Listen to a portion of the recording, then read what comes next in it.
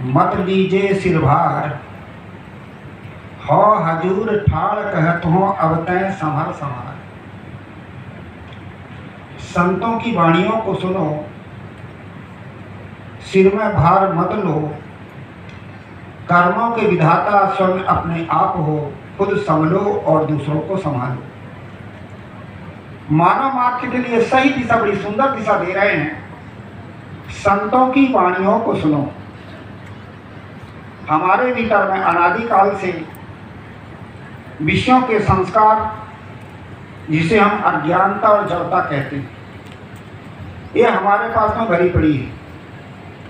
इसलिए हमारे जीवन में विकृतियां पैदा होती हैं और उन विकृतियों के कारण हम अपने जीवन को दुखी बना लेते हैं। इसलिए हमें संतों का आधार चाहिए, सत्संग का आधार चाहिए। प्राचीन इतिहास उठा करके हम देखें, हमारे जो बड़े बड़े महापुरुष हुए, उन्होंने भी संतों का आधार लिए थे। थोड़ा प्रमाण के आधार पर महाराज जनक ज्ञानी कहे जाते थे, परंतु वो भी अपने दरबार में बड़े बड़े महापुरुषों को रखते थे और उनके द्वारा ज्ञान की चर्चा सुनते थे और हम अपने भीतर की जो अज्ञानता है, ना समझी है, उसको परख करके हटाते थे। इसी प्रकार भगवान श्री रामचंद्र जी के पिता महाराज दशरथ अपने दरबार में गुरु वशिष्ठ जैसे बड़े बड़े महापुरुषों को रखते थे और जो भी उनके जीवन में समस्याएं आती थी, उन समस्याओं का समाधान उन महापुरुषों के द्वारा ले लेते थे। इसी प्रकार से हमारे भारत में रहे बड़े महापुरुष थे राजा, और उन्होंने भी अपने दरबार में कालिदास जैसे बड़े बड़े महापुरुषों को रखते थे। इसी प्रकार से आज भी हमें संतों का आधार, ज्ञानियों का आधार चाहिए। संतों के आधार से, संतों के ज्ञान से हमारे भीतर की अज्ञानता दूर होती और बात समझ में आती है। इसलिए मानव मात्र के लिए सत्संग की जरूरत है। साहब कहते सतगुरु वचन सुनो हो संतो, संतों की वाणियों को सुनो। प्रश्न होता कि कौन कौन सुने? मानव मात्र के लिए सत्संग लाभदायक है। सबसे पहले सत्संग से बच्चों को संस्कार मिलते हैं, बच्चे भी सुने। सत्संग से जवानों को सदशिक्षा प्राप्त होती, जवान भी सुने। सत्संग से बूढ़ों में सांत्वना मिलती, इसलिए बूढ़े भी सुने। और सत्संग से महिलाओं को जागृति आती, इसलिए महिलाएं भी सुने। और हमारे भारत में कई मतपंथवादी हैं, सभी की अपनी अपनी मान्यताएं, और सब कहते हैं हमारे पंथ में, हमारे सिद्धांत में, हमारे मत से ही जीव का कल्याण होगा। इसलिए पक्षपात लेकर के सब बैठे हुए हैं। इसलिए मतवादियों के यदि सत्संग मिल जाए तो मतवादियों को सत्संग से सही निर्णय मिलता है और वो अपने पक्ष को छोड़ करके सही रास्ते पर आ जाता है। और जो ज्ञान का इच्छुक है, जिसको कहते हैं जिज्ञासु, जिज्ञासु को सत्संग से बोध प्राप्त होता, वास्तविकता क्या है, सत्य क्या है, इसका बोध प्राप्त होता है। इसलिए मानव मात्र को सत्संग की परम आवश्यकता है। एक एक बात को आप लोगों के सामने रखूं। सत्संग से बच्चों को संस्कार मिलते हैं। छोटे छोटे जो बच्चे होते हैं, ये जो भी प्राणी मानव शरीर में आता है, वो पूर्व भक्ति, धर्म और सदाचार के संस्कार से मानव शरीर मिलता है। रामायण में बड़ा सुंदर प्रसंग आया कि बड़े भाग मानुष तन पावा। गोसाई जी महाराज ने तो कहा दिया कि बड़े भाग मानुष तन पावा। अब प्रश्न होता कि कौन से बड़े भाग? बड़ा भाग वही होता है जो आदमी बड़ा काम करता है, उसका परिणाम होता है बड़ा भाग। इसलिए बड़ा काम है भक्ति, ज्ञान, सत्संग, सदाचार, ये सबसे बड़ा काम है। ये पशु पक्षी नहीं कर सकते, अन्य प्राणी नहीं कर सकते, मनुष्य कर सकते हैं। और इन्हीं शुभ संस्कार से, भक्ति, ज्ञान और धर्म के संस्कार से ही हमें मानव शरीर मिला। और बच्चा किसी भी खानी से आया हो, चाहे पशु से आया हो, चाहे पक्षी से आया हो, मानव शरीर में आया है तो उसको मानवता के संस्कारों, उन संस्कारों को बढ़ाने के लिए अच्छे सत्संग की जरूरत है, अच्छी संगत की जरूरत है। और ये संगत कहाँ कहाँ प्राप्त होती? 3 जगह। रामायण में आप उठा करके देखिए रामायण को, तो रामायण में बहुत सारे संवाद हैं, परंतु सबसे उन संवादों में 3 संवाद मूल है। सबसे पहले महादेव पार्वती संवाद, ये है पति पत्नी का संवाद। जिन घरों में पति पत्नी में या माता पिता में धर्म की चर्चा चलती है, वह बच्चा धार्मिक होता, उसके जीवन में धर्म के संस्कार आते हैं और वही आगे चल के महापुरुष बन जाता है। जिन घरों में पति पत्नी में धर्म की चर्चा चलती, वह घर होता स्वर्ग। इसलिए बच्चों को अच्छे संस्कारों की जरूरत है, अच्छी संगत की जरूरत है, वही चल के आगे महापुरुष बन सकता है। महात्मा गांधी ने अपनी आत्मकथा में लिखा है, उन्होंने लिखा कि मैं जब छोटा बच्चा था तो मेरी माता सत्संग में जाया करती थी, और सत्संग की बात जब सुन के आती और रात्रि में कभी कहानी के रूप में कभी गीत के रूप में मुझे बताती थी, और वही सत्संग और ज्ञान के संस्कार मेरे भीतर उदय हुए, मेरे भीतर धार्मिकता आई। धीरे धीरे मैं धर्म में लगा, साधना करते करते सत्य अहिंसा धर्म की साधना किया, और हमारा भारत 700 वर्ष का गुलाम था। उस 700 वर्ष की गुलामी को और सत्संग के प्रताप से, सत्य अहिंसा के प्रताप से भारत के कर्जे में बिना लड़ाई हत्या कर दिया गया। कहानी का तात्पर्य है कि बच्चे को छोटेपन से ही अच्छे संस्कारों की जरूरत होती है, अच्छी संगत मिले, वही आगे चल के महापुरुष बन सकता है, बन जाता है। दूसरे नंबर में सत्संग से जवानों को सब शिक्षा मिलती है। एक जवान एक ऐसी अवस्था है जो पुरुषार्थ करने का क्षेत्र है। बड़ा सुंदर एक शब्द आता है पुरुष। पुरुष का अर्थ होता है पुरुष है कि पुरुष इस शरीर में सहन करने वाली आत्मा को पुरुष कहा है।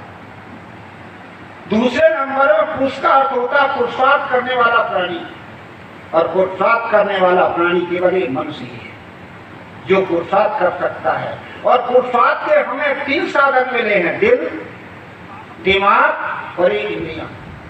ये तीनों साधन के द्वारा हम पुरुषार्थ करके हम अपने जीवन को आगे बढ़ा सकते हैं, सुखी बना सकते हैं, संपन्न बना सकते हैं, सदाचारी बना सकते हैं और शांत रूप बना सकते हैं।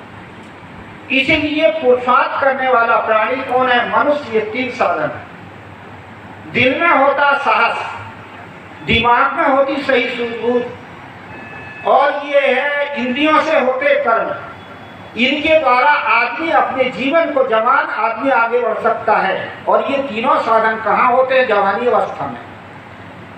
बुढ़ापे अवस्था में दिल कमजोर होता है बुढ़ा आदमी का, बच्चे अवस्था में बच्चे का भी दिल कमजोर होता है, पर ये जवानी अवस्था में दिल, दिमाग, इंद्रियां तीनों प्रबल होती है, पुरुषार्थ करने के साधन है।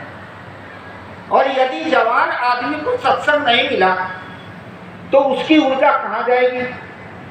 कुसंग की तरफ जाएगी। आज देखा जाता है जिसका अत्याचार, दुराचार, अन्याय, भ्रष्टाचार कौन करता है? बूढ़ा नहीं।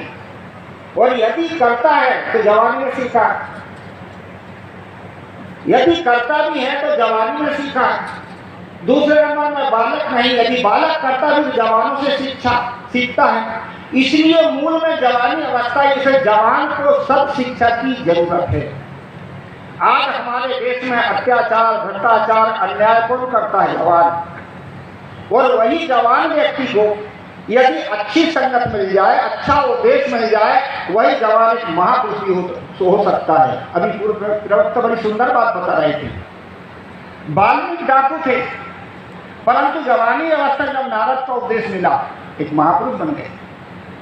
अंगुलीमाल डाकू थे, परंतु जवानी अवस्था में जब उन्हें भगवान बुद्ध का उपदेश मिला एक महापुरुष बन गए। इसलिए जवानों को सत्संग से सत शिक्षा मिलती है, और वही जवान आदमी आज अपना कल्याण कर सकता है, अर्थात समाज का उत्थान कर सकता है, समाज को सही दिशा दे सकता है, आगे बढ़ सकता है। इसलिए सत्संग से जवानों को सब शिक्षा मिलती है। सत्संग से महिलाओं में जागृति आती है। हमने इन बहनों को कमजोर बना के रखा था, परंतु इनको जागृति देने वाले सदगुरु कबीर थे। उन्होंने क्या कहा था? आज से 600 वर्ष पहले ही सदगुरु कबीर ने कहा कि पंडित देखा हृदय विचारी, वो पुरुषा को नारी। हे पंडित विद्वान, हृदय में विचार का विषय देखो कौन पुरुष और कौन स्त्री है। मनुष्य पुरुषार्थ करने वाला प्राणी, चाहे महिला हो चाहे पुरुष हो, चाहे किसी वर्ण का हो किसी संप्रदाय का हो, वो अपना कल्याण कर सकता है। ये साहस सदगुरु कबीर का था।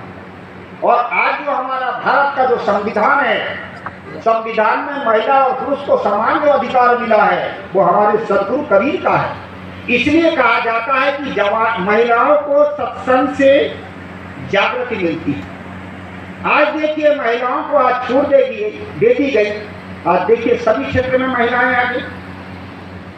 व्यवहार के क्षेत्र में देखिए तो राष्ट्रपति महिला, और भी परमार्थ के क्षेत्र में देखिए तो बड़ी बड़ी विदुषी विद्वान साध्वी हैं।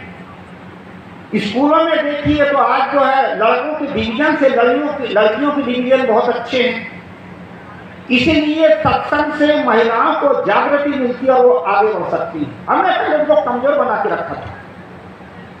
सत्संग से बूढ़ों को सांत्वना मिलती है।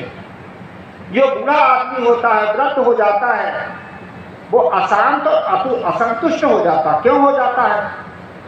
इसलिए कि जवानी अवस्था में 3 चीज व्यक्ति की नहीं रह जाती। सबसे पहले रूप नहीं रहता जिससे गरिमा होती लोगों को। दूसरे नंबर में अधिकार नहीं होता, सारा अधिकार बाल बच्चों में चला जाता है। और तीसरे नंबर में शक्ति नहीं रहती, अपने शरीर को नहीं संभाल पाता। इसलिए ऐसी अवस्था दुख की होती है। नीति में बड़ा सुंदर कहा है, विपत्ति, जहां विपत्ति हो और जहां पर बुढ़ापा हो, घर में कलह हो, वहां अशांति होती है। इसी प्रकार से बुढ़ापा अवस्था जो है वो अशांति होती है। इसलिए कितने बूढ़े चिड़चिड़ाते हैं। क्यों चिड़चिड़ाते हैं? सत्संग का अभाव।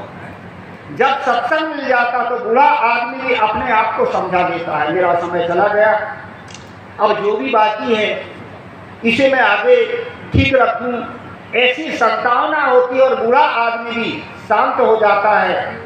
इसलिए सत्संग से बूढ़ों को सांत्वना मिलती है और वो अपने जीवन को सही बना लेता। जो बचा कुछ समय है उसको ठीक कर लेता। सत्संग से मतवादियों को निर्णय मिलता है। जब सही निर्णय मिल जाता है तो आदमी सही वास्तविकता को समझ लेता है। सारा जो सांप्रदायिक वैमनस्य है उसको दूर करके, और मतवादी भी कई ऐसे हैं जो अच्छे सिद्धांत में आकर के अच्छे महापुरुष बन गए अपने पक्ष को छोड़ करके।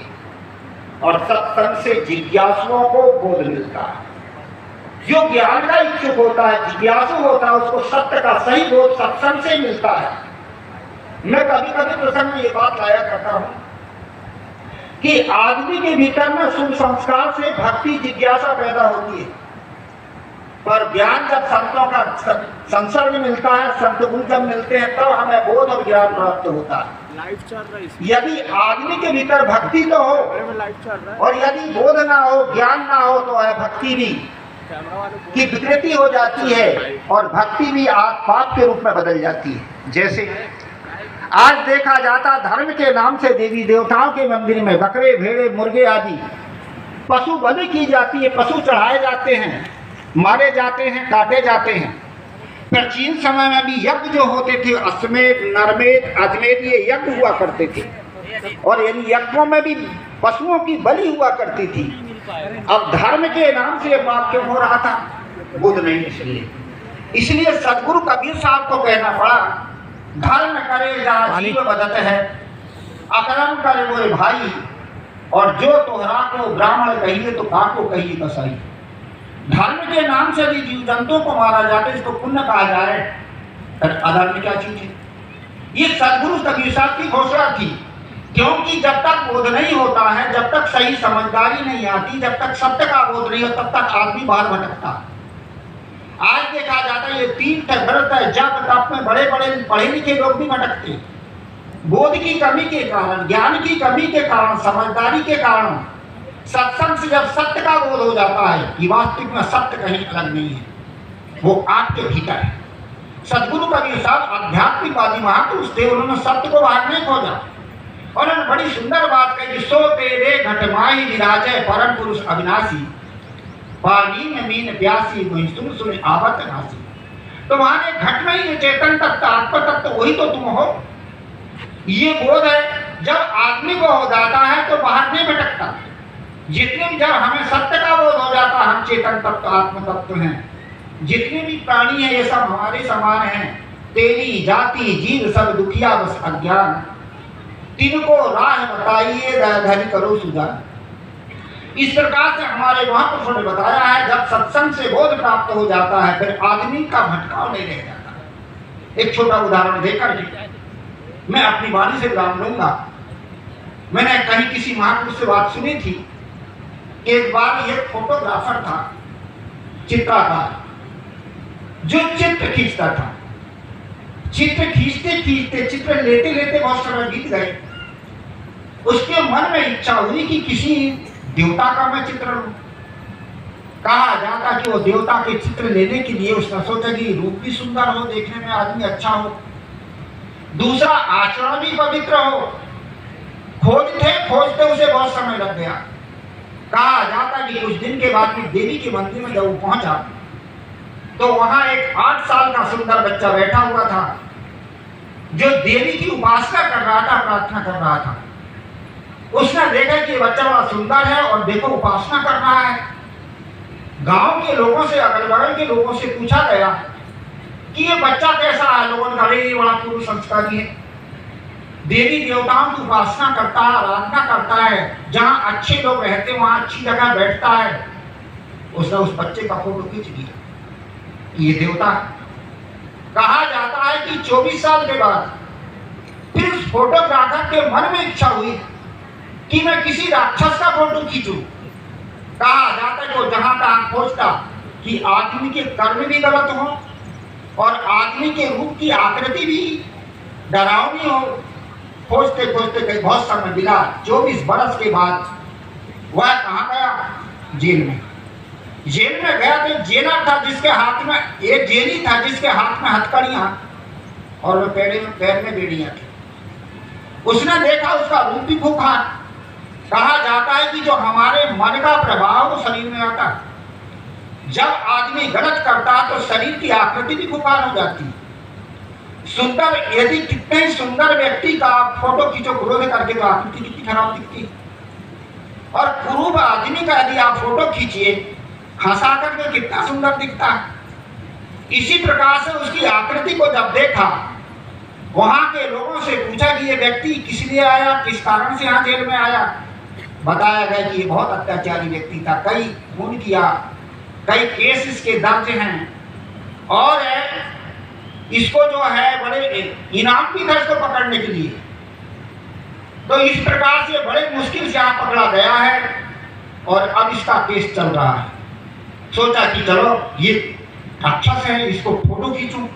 जब उसने उसका फोटो खींचा और फोटो खींचने के बाद में पहले का जो फोटो था 24 वर्ष पहले का जो बच्चे का फोटो था वह फोटो भी उसके साथ में रखा। दोनों फोटो की जब मिलान करने लगा तो ये किया कि उसे लगा कि ये एक ही आदमी की फोटो है। ये जो फोटोग्राफर ये जानते कि जवानी में ऐसा तो बुढ़ापे में ऐसा। तो उसने देखा कि ये एक ही आदमी का फोटो है, परंतु कहाँ वो देवता और कहाँ ये राक्षस। बार बार फोटो को जब देखता तो जिसका फोटो लिया गया था उसने कहा भैया आपने पहले का एक फोटो रखा और मेरा भी ले लिए और बार बार देख रहे, क्यों देख रहे हो?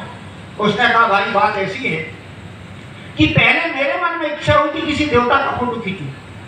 तो अमुक गांव में एक बालक का फोटो खींचा था देवी के मंदिर में। अब मेरे मन में इच्छा है कि मैं राक्षस का फोटो खींचूं तो तुम्हारा खींचा हूं, परंतु फोटो बचाता है कि एक ही आदमी का फोटो है। और जो आप कहाँ तू देवता और कहाँ वो राक्षस, कहाँ तू राक्षस और कहाँ वह देवता, इसलिए मेरे मन में संदेह हो रहा है, मैं बार बार देखता हूं। उसने कहा भाई मेरा फोटो, उस फोटो को आप दिखाइए जो पहले वाला था। जब वह फोटो उसे दिखलाया गया तो उसी का फोटो था। फूट फूट के रोने लगा कि क्यों भाई क्यों रो रहे हो? क्या इसलिए कि फोटो मेरा ही है। पहले मैं देवता के रूप में था, स्वच्छ हृदय था, निर्मल मन था, भक्ति करता था, भजन करता था, कुछ साधना भी करता था।